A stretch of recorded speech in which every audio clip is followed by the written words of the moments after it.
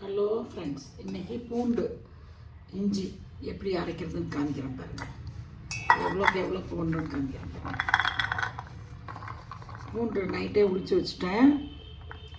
அதை வந்துட்டு இது 200ங்களா 200 பூண்டு போடணும்.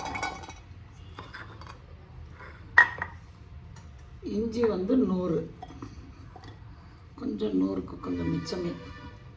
இதை போட்டுட்டு கொஞ்சம் கெடாமல் இருக்கிறதுக்கு ஃப்ரிட்ஜில் தான் வைப்பேன். இருந்தாலும் கொஞ்சம் உப்பு, ரொம்ப இல்லை, கொஞ்சம் உப்பு போட்டுட்டு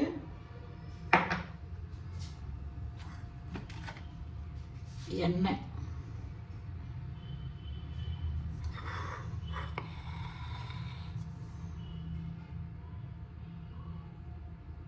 ஒரு டேபிள் ஸ்பூன் 2 டேபிள் ஸ்பூன் போட்டு நைஸாக அரைச்சி ஒரு பாக்ஸில் போட்டு வச்சுக்கிட்டேன்.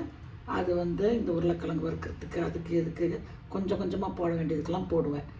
குழம்பு எல்லாம் வைக்கிறதுக்கெல்லாம் ஒளிச்சு தான் போட்டுக்குவேன். இது வந்து ஒரு ஸ்டாக் எப்பயுமே இருக்கும். இஞ்சி இல்லைனாலும் பூண்டு இல்லைனாலும் டக்குன்னு வீட்டில் எடுத்து போடுறதுக்கு இது வச்சுருப்பேன். இது மாதிரி நீங்களும் அரைச்சி வச்சுக்கோங்க ஃப்ரெண்ட்ஸ். ரொம்ப யூஸ்ஃபுல்லாக இருக்கும். இது ஒரு டிப்பு. தேங்க்யூ.